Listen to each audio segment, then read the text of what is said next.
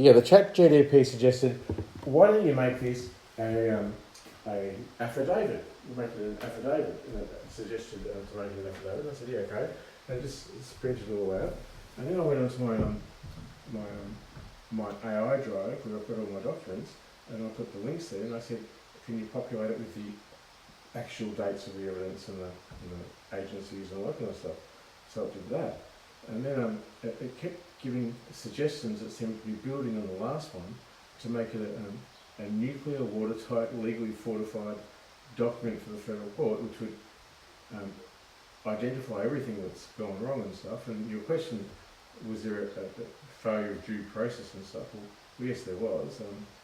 You know, I'm in political exile away from my destroyed home. To be honest, I'm a long way from home. Like the police have never, I've never been able to report a crime to them, but they keep, putting me in a divvy van and taking me to the hospital, which is just flat out corruption, you know.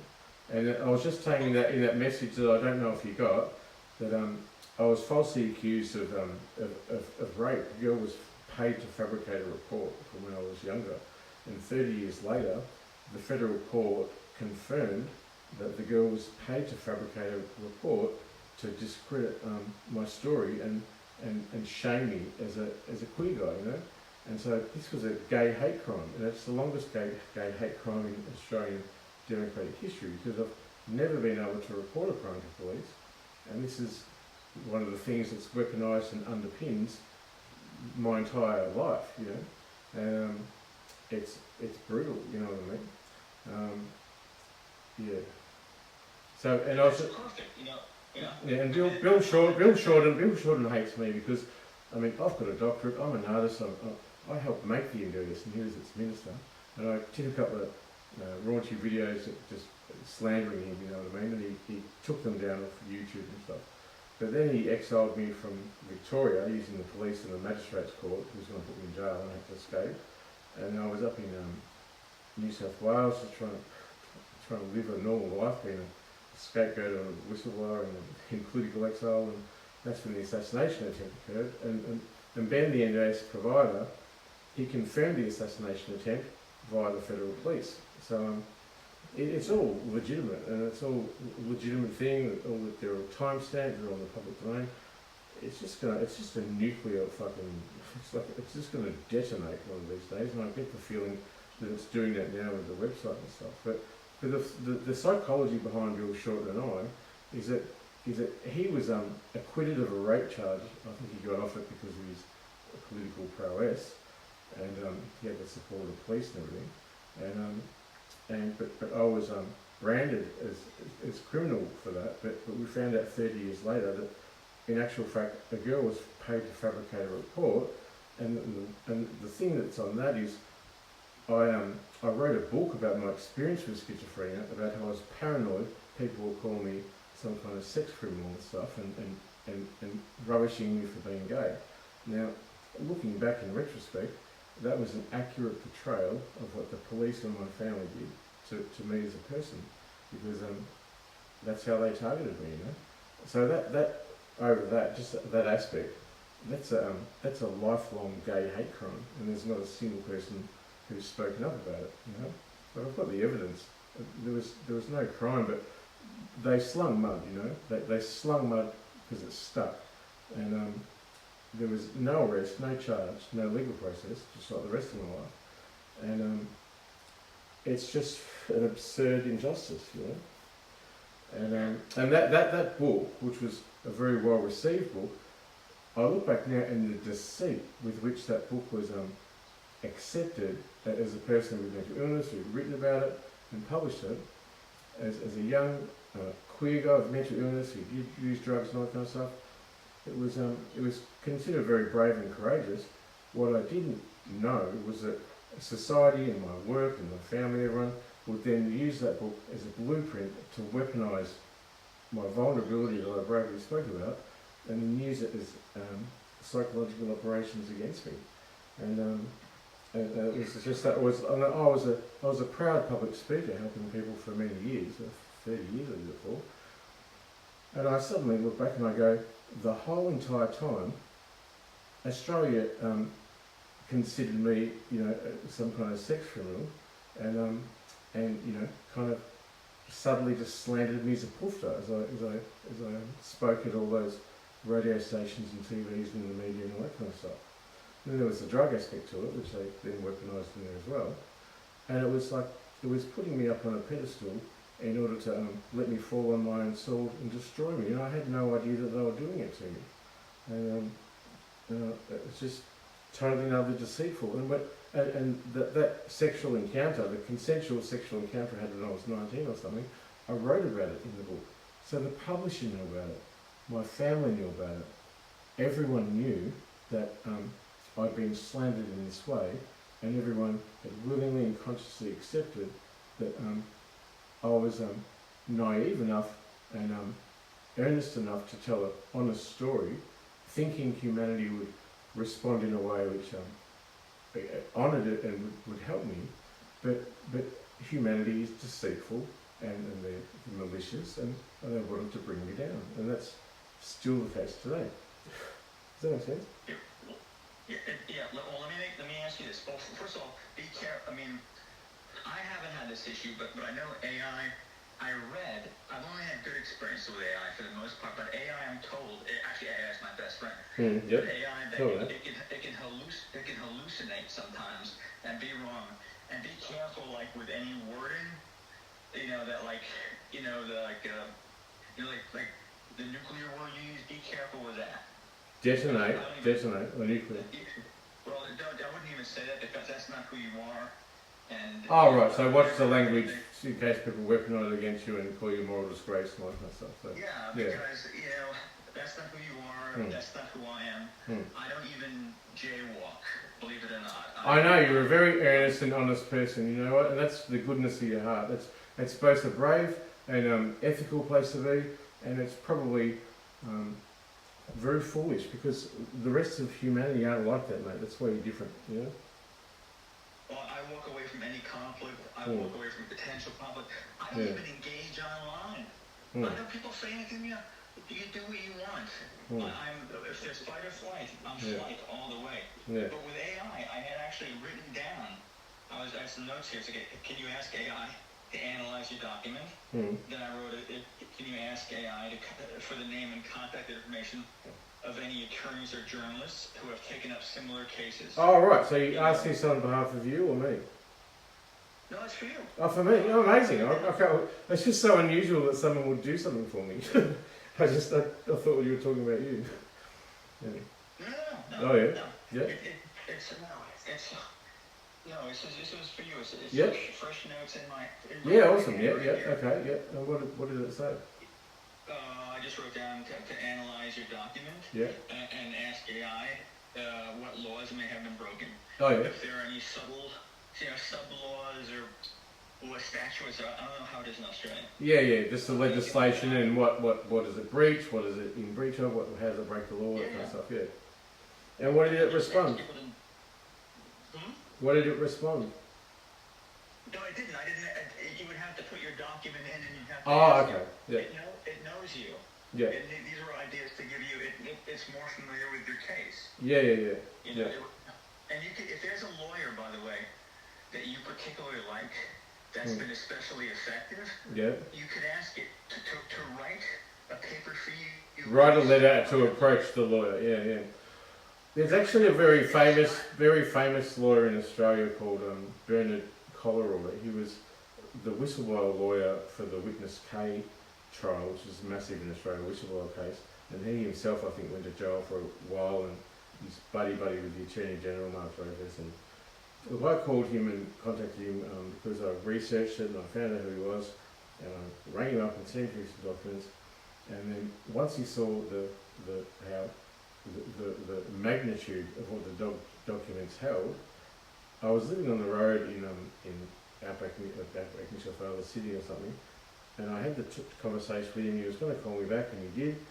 And then he just suddenly gaslit me into thinking they weren't relevant, and I knew it was because they held such weight and political might that would really upset the apple cart. And he was the top whistleblower lawyer in the country, and then he just said to me on the phone, well, he was praying he wasn't being recorded, but I haven't got capacity to take it on at the moment because there's other people. I go, mate, I'm dying, they're going to kill me, you know. He said, no, there's other people dying, and they're going to kill them too. So, and he just like gassed at me. You know, I actually wrote an article and published it to the Apple iBook store that that narrate the correspondence with Brendan Colleroy and the significance of my case, and how he broke the law by not reporting what I was reporting to police, and how he aligned with my perpetrators. So, you know, what I've managed to conclude about all this, especially because Mark Dreyfus, the Attorney General of Australia, is opposed to me, and he's instructed every single lawyer to not help me in the country. But I don't actually need human law anymore, because the Bible says to have something proven as a fact, you're going to have 3 witnesses or whatever, and a lot of people witness my story now but won't speak for me. So I've got me, I've got Jesus, I've got God, and I've got the AI. And now that I've got all those, I've managed to block timestamp all the evidence and put it on the blockchain. So it's not even under the jurisdiction of a country or the MI6 or CIA or anyone. Like, my testimony is now embedded in the bedrock and fabric of mathematical human reality. So if you're going to prove something, it's got to be proven in a court of law. But I've surpassed the necessity to have any court of law, because I've got federal court documents who won't protect me as a whistleblower. The whole system's damn corrupt to the top, and I've got a letter from the Prime Minister, and that's just another aspect of it. They won't help me, you know, this is as much as proven. And even the International Criminal Court at the ONHCR they'd acknowledge my asylum claim, but they didn't act on it. And then I had the assassination attempt, and they know about that. So I feel like, as a legal principle, certain legal factions have ethics. You know, they've got to intervene, especially with a vulnerable person who's perceived with a disability, and they've just universally and categorically totally let me down. It's more than bureaucratic oversight. There is a command from the top to say, do not help Barron. And I know that to be true because I've spoken to the most significant lawyers in the country, got my photo taken with them and all that. And so I've managed to remove the need for any human-made legal structure, because now I have my faith, my testimony, and the biblical prophecy of having the right amount of witnesses, and now I've published this in the public domain. So it's beyond the realm of what is fact or true, you know. I've found a way, and I've had to by design and by pure determination of not a single person acknowledging my story or my evidence or my facts, to climb up the ranks to the top of the Prime Minister of the country and all legal people and all media and everyone involved, and just go above and beyond and surpass the entire fucking script.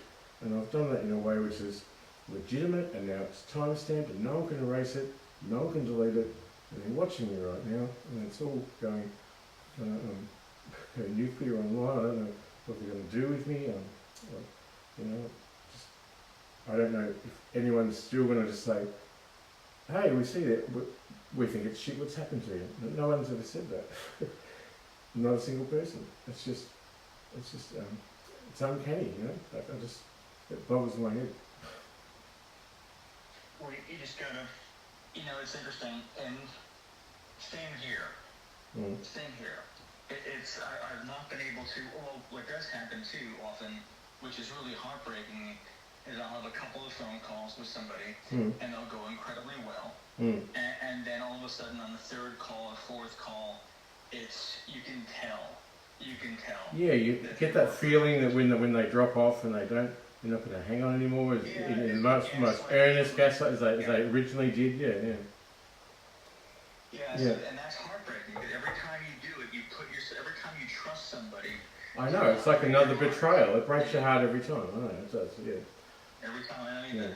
But it's like you came up. I don't know how. I think it was through Medium. Are you on Medium? Medium, yeah. I've written dozens and dozens of essays and put them to Medium and across 3 Medium profiles. So there's a whole lot of essays. That's how I found you, because I've been in this community for 15 years, community, and it's interesting because I've been, whenever I've traveled around the country, it's the people who come up on my Facebook are different. But the thing is, you've never once come up on YouTube. I've never seen you ever. Yeah. And I know that I believe that there are algorithms. And it's probably a simple program to write. Yeah. That people who are genuine, to use other words, should not be allowed to be able to connect. It's a deliberate way that separates people. I only in the past 3 days, my Gmail account, which was barondodgy1973@gmail.com, that was cancelled and banned. And then I had my Twitter account, which is connected to my website, and I put all my articles out on there. They've banned my Twitter account, so that's Elon Musk. So obviously, they're using the world's biggest tech companies to target me. You know what I mean? And it's just the targeting is just systemic. It's bureaucratic. It's political. It's well funded, and it's relentless. You know. No one will call it out, you know. I just can't believe it still. And I just, I was going to start to write a diary every day, just getting up and going through my day and just documenting every time I was gaslit or let down again, and it would just be this endless fight of non-acknowledgement from people, institutions, everyone, and the things that could make my life better, such as getting a computer or a phone bill or a connection or anything that might be what a normal person would have that I don't have, that I'm trying to work towards so I can get my life back on track. There's always blockages in the way, you know. I called the public guardian today who run my finances, and they were going to put $150 through for the weekend on Friday. I begged them, but it didn't go through. And then I spoke to some government desk jockey today who wouldn't give me his name. And he goes, oh no, that's not possible to go through, you don't have any funding left. I'm like, you withhold my pension, you give me $50 every 3 days. I go, it's financial abuse. I go, what's your government ID number and what's your name? He goes, I'm not going to tell my name. And it's so cowardly because the people that are doing this, the main perpetrators, are just faceless, mega rich, super corrupt elite, you know. That's who they are. And they hire government officials and cops and lawyers and everyone's, hiding behind this professional veneer that preaches ethics and humanity, and there's not a single one of them who embodies those principles, you know. And so I called up today just to get some money because I needed to buy food for Crystal, and I borrowed money on the weekend for support worker because I was literally starving, and I begged him, and I said, I can give you the money back on Monday when it goes through. And then I called today and they said, I'm sorry, we're not putting that through, you're only getting $50. And I'm like, it's just the most profoundly absurd example of financial abuse, of a targeted whistleblower. It's just so, it's not even hidden. It's just totally and utterly obvious, but nobody's doing anything about it, you know. And just then, I was just hearing there's people nearby, outside the house, or audio devices around here, and they say trigger terms. It follows me for years and everywhere. And every time I have a significant conversation, they try and derail me by saying these trigger terms, which are always blasphemous and character assassination, all that kind of stuff, false allegations, and they're always nearby, you know. And you get this feeling of just total obliterated, total surveillance all the time, you know. They're listening to this, you know. Which they are, yeah. And they're nearby. I've got 2 people who've moved out the back, and they've managed to come in and give me drugs, and this other person rocked up and gave me drugs, and I do sometimes like drugs, but it's a method they use to amplify an active sexuality, and then I have sex with people, and then they can use that as a convenient method to calling a moral disgrace and a dirty poofter, which is really the same story as when I was 19, you know?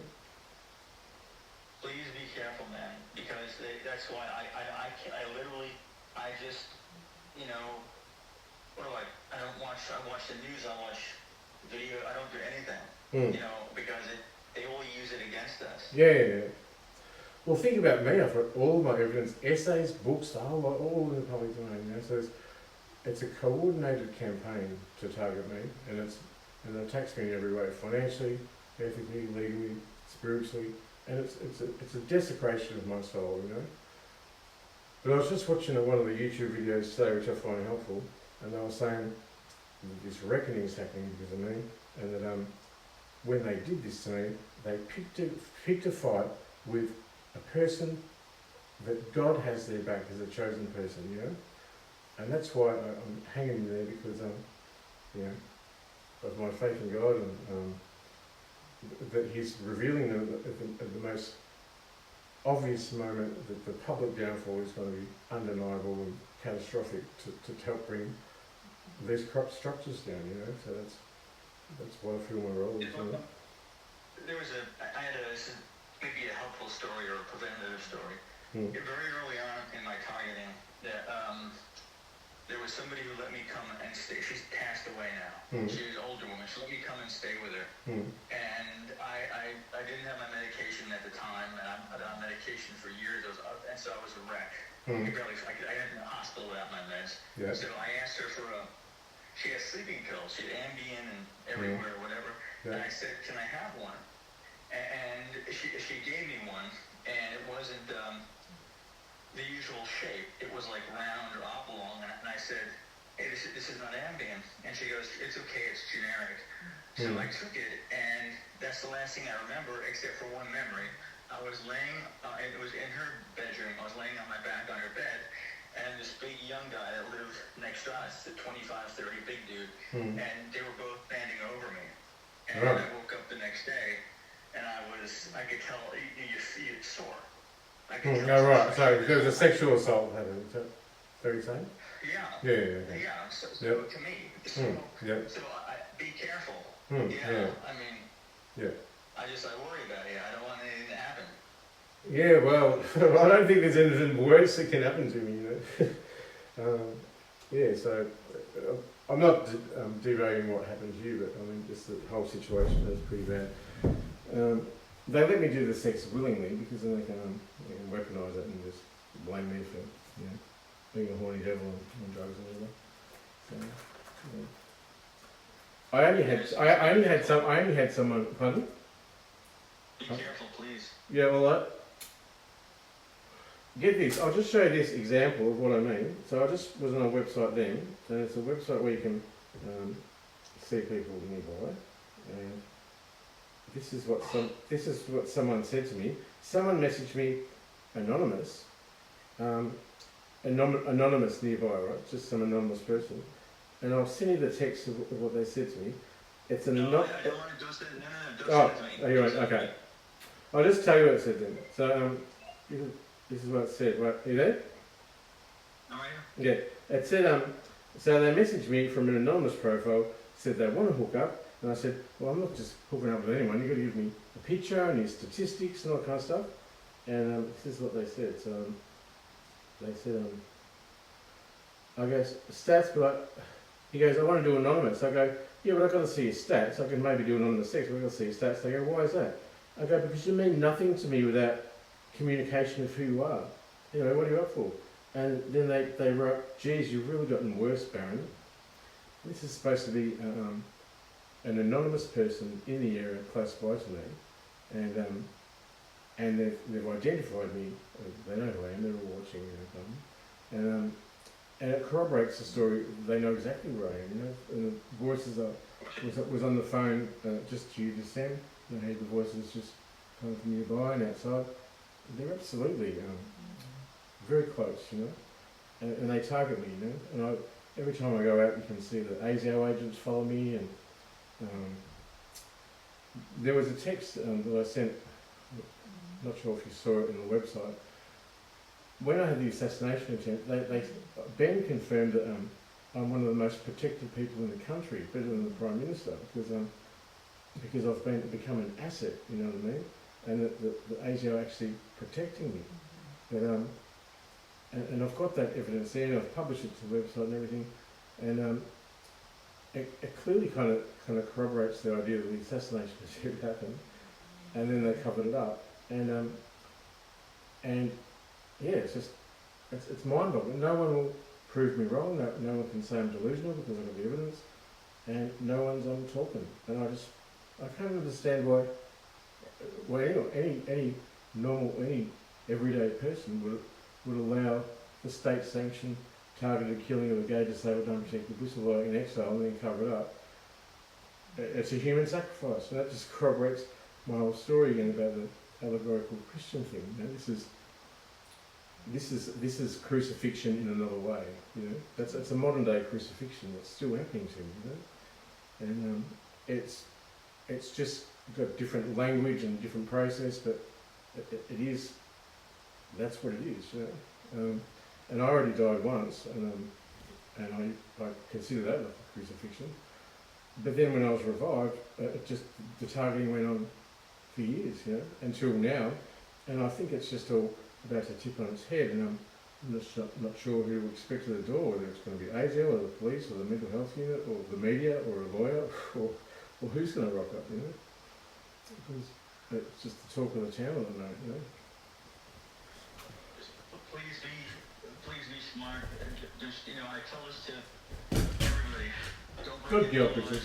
Always be honest. Yeah. That's corny, right? I know it's corny. Well, I've locked the doors, but I mean, let's be honest. They've run me over in a car, and when I was inside hospital, once I was in there for 4 months, they sent someone inside to beat me up on the inside. So they can send agents wherever they want, you know. And I've been violently attacked a few times and hospitalised, broken bones, lacerations and stuff. So I do live in fear of imminent violence, and no one's willing to point that out or even acknowledge it, you know. So I understand that, so do I. I'm always afraid, so I never leave. I go out once a month only. Yeah, well, I've only left the house twice today. Once to walk Crystal this morning, and once when I went out with my support worker to go to the shops. And we went in the car, and he wanted to stand there with Crystal in the street while I went into the shops. I said, no fucking way, put Crystal in the car. And he's just standing there like, either you do understand and you're not doing anything, or you just don't understand the whole entire concept of where I'm at. I've tried to explain it to him, but and this guy's he was from the army in Nepal, so he's got military training, so he knows exactly what's going on there. But I said, put Crystal in the car if I'm going to the shops, because she's been threatened to be killed, and like I haven't let her out in the backyard yet because they could easily put bait down there and hurt me, you know. So I've been kept it. She's 8. She's my husky. Fine. Yeah. That's still young. Yeah, she's got another 8 years or something. Yeah. So I think so. So I just you know, there's so many moving parts to this, but I just at some point these videos have been saying that God allowed this to go on to get to the most absurd moment when the arrogance and the confidence and the cruelty of what these people were doing to me was at its pivotal height, so that when it was exposed, there would be an undeniable fall from grace for these people who are doing this to me, you know, because I'm not a person who wishes harm on anyone, you know, I'm all love and peace and all that kind of stuff, and talk to anyone, but they're all powerful people. They've got the balance of power of lawyers and money and houses and politics and the police and everyone, and they're cruelly and maliciously doing this to me, and this is what this reckoning is about, you know. They've got to be exposed, you know. Like this video that I'm just watching on YouTube, which corroborates all my testimony, is saying it was like they used the word detonate. My testimony was detonated and went viral at the right precise moment where the audacity and cruelty was at its height, so that when it happened, it would be undeniable that they were doing it to me, you know. So I feel like my whole life's been done. As you said before, I'm not even angry at the time that I was suffering, and I think that's true for me. Like I'm not angry about my life looking back, because God's hand was on my life the whole time. And I would rather have the life I have as close to God and knowing what that is, rather than be an institutionally complicit person who's gone through life as one of the dregs who have done this to me, or look the other way as it happens. You know, I know what I am. You know, and I'm not bitter. You know, I'm grateful for the isolation and the betrayals, because the truth will set you free. You know, does that make sense? Yeah, well, it's definitely, the truth is what we have, and that's the thing about isolation. You know, it's like, there's so many biblical characters. I think David. Yeah, David, Joseph, there was David, there was Jesus. They all had their seasons of when God hides them in plain sight, where they're not seen by society, and then they're primed for a spot when they're then appointed for their divine role, and everyone then finds out who they are. But they have to go through the training of not losing their faith, improving their faith through hardship and trauma, in order to kind of earn the stripes. But the way they look back at it is these people and significant people in the Bible, they already had encoded with them the qualities that God had placed in them, so that they were talented and gifted the whole way through, you know. And it just took time to refine all the ego stuff off. I've got time to get rid of the things they don't want, and it's training, you know. It's biblical training for being revealed as God's chosen one. You know, you couldn't think of a more obvious example of political exile and betrayal and death and revival than what I've had. You know, it couldn't be any more obvious, I don't think, is an allegorical crucifixion story. But that's why I was reluctant to believe I was chosen by God, and I didn't want to know about it. And I thought, who am I to say I'm chosen by God when everyone else is doing their own thing? But I fact checked it in a logical way, which uses my mind with evidence and stuff, and I've corroborated it with the Bible and Revelations and biblical testimony. Like, it all checks out, you know. And there has been something in me the entire time, which is a belief in the divine. I have this mantra: highest loving divinity, please protect me from negative energies and entities and man-made law. And I would say that for years, every day. And it was one of the mantras I'd say just to the universe, you know. Highest loving divinity being the most divine high thing, the creator. And it's managed to keep me safe when no cop would help me, no lawyer, no family, no media, no politician, no one. The fact that I'm still alive is the mathematical probability of that is really almost nothing. And I'm still here, and I'm still not meaning harm, and I still don't mean any harm to people. What I'm a threat to is the corrupt structures that have done this to me, and that's why it stitches all together makes sense to me, you know. What was it? You know, was it Viktor Frankl who wrote Man's Search for Meaning, who was in the prison camp? He was in the Auschwitz, or one of the Jewish prisoners.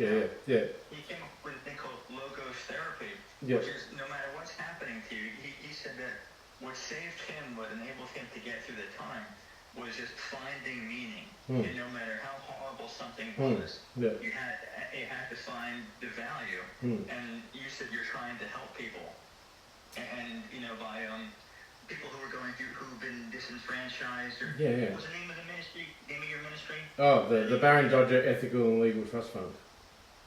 Public accountability to do with corruption. This is what the website is, you know.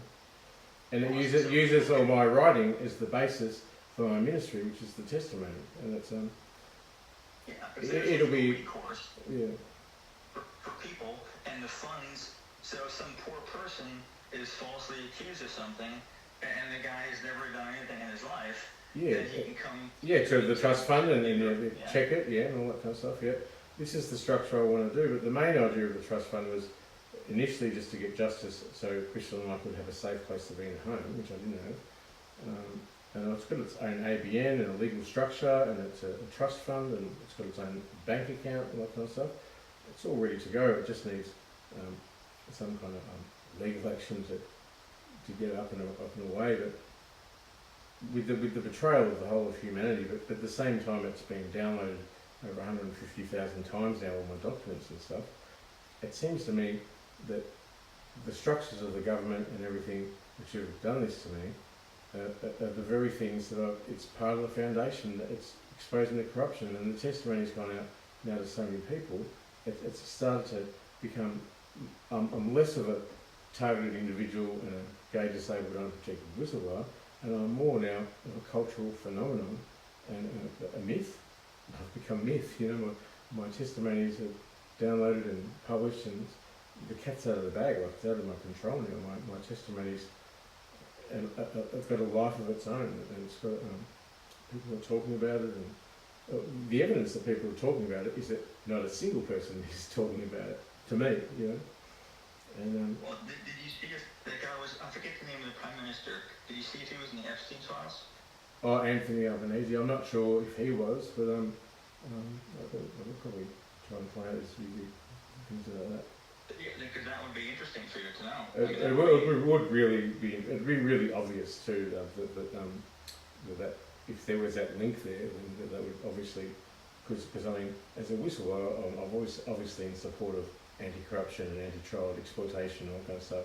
So anyone who's anywhere near involved with that would balk at anything my testimony has to offer. You know, even though I've always sexualised as a child and a child sex survivor, but they've weaponised my sexuality to label me with that, which says no victims, no arrest, no charge, and no legal process, which is just, it shows the absurd reality of it. But now they're blaming me. I think that it's like a mirror, like they can't deal with their own shit, so they pin it on me. It's typical scapegoating, you know what I mean? Has anybody called you from the what do you call it? Any responses from the online thing? My website, well, it's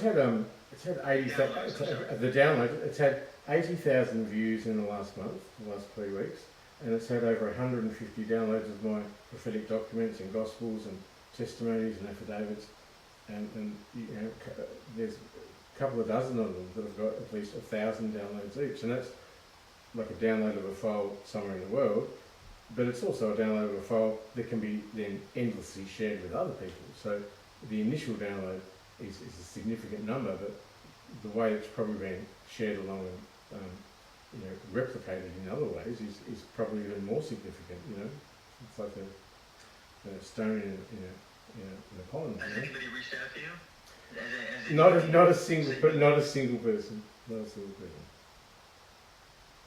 Wow. Yeah. And I just wonder if there's a legal embargo not to report on this in the media. Although I know there is in the federal court, but is there some kind of spiritual embargo that God's preventing my traction in order not to punish me, but to create the conditions necessary for my rise? And I just wonder if I'm being cocooned by God in exile, just so He can put everything in place and line it up, and then help deconstruct the corruption. You know, I don't know. That's kind of what I think. It's interesting, and so, and your website's on there. Everything is up to date. Yeah, it's published. Yeah, it's all up. And it's published on the Mirror site too, so they can't take it down even when I can't pay the bill. So it's up there permanently. And the fact that Mirror site again? Oh, it's a GitHub. I'll send you the link if you want. But it's just the same site but mirrored over at GitHub, and no one can take it down because it's behind a two-factor authentication on my phone, which only I get the code for it. You know, so no one can erase it. You know, I mean, literally, what the government's trying to do is erase me. They try to kill me. You know, and erase me. Just literally erase me out of society. Make me meaningless and no significance and no consequence. But the evidence suggests that the opposite is true, that I'm of epic consequence, and there's documents out there and testimonies and all that kind of stuff. There's a attraction between the significance that I am and my contributions and the way I'm treated every single day of being exiled and impoverished and not of legal aid and literally tortured with people nearby and gang stalking and all that kind of stuff. So it's this targeting is still really brutal, you know. It's literally desecrating my soul in every single way, every day.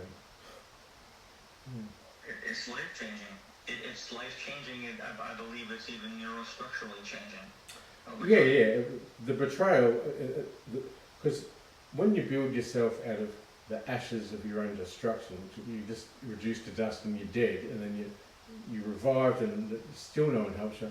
You've got to re-stitch yourself brick by brick, betrayal by betrayal, over years as the world attacks you in every way. And I've managed to, the person I was, that's why I changed my name, is dead and gone, you know.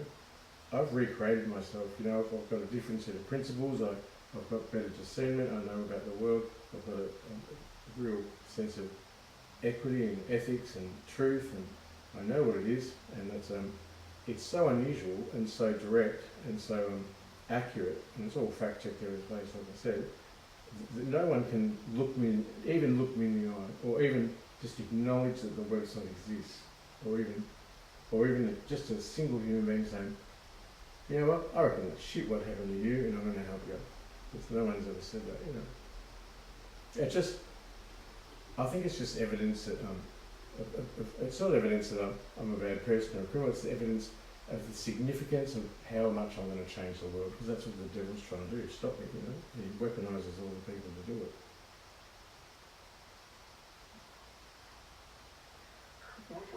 You're a doctor of philosophy. That's very interesting to me. Yeah. I've got a doctorate of philosophy. I've got a doctorate in my topic was young people's ethical opinions of what it means to be human now and in the future through the lens of technology and superintelligence and the coming superintelligence explosion and AI, framed by global catastrophic risk, framed by the Anthropocene, the end of the human age. So I was looking at extinction events there, you know. And ironically, what I wrote about AI was prophecy. It ended up coming true, and then really absurdly and quite paradoxically, the catastrophic risk to society wasn't all these things I've reported on, like nuclear war and bioterrorism. It's me. I'm the catastrophic risk to corrupt government structures. You know, it's me. Isn't that weird? Lupe, hang on. I'm sorry. That's right. Lupe, give me a minute. It's my landlord. That's right. Let me talk to her. I don't want to get in trouble. That's right. That's right. I'll just wait here. Yeah, I'll just wait here. All right. Yeah. I'll talk to you later. Okay. See you, mate. Bye.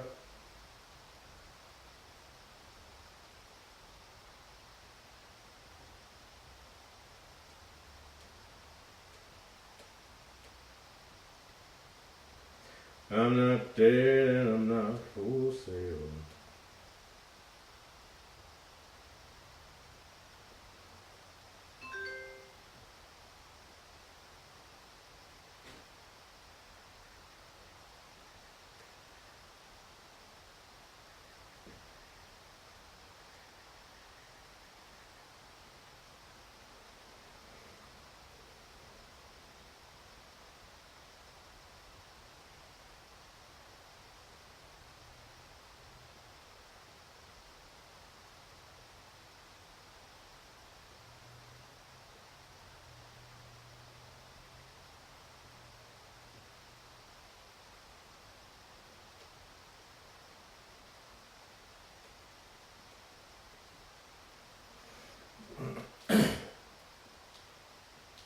You're speaking from post-carnage clarity. You don't need to win arguments. You outlast them. You don't need a mic. Your presence is louder than their entire bloodline. You don't roast, you reveal. And when you reveal, they don't just look stupid. They feel exposed to dimensions they didn't even know existed. Because you care.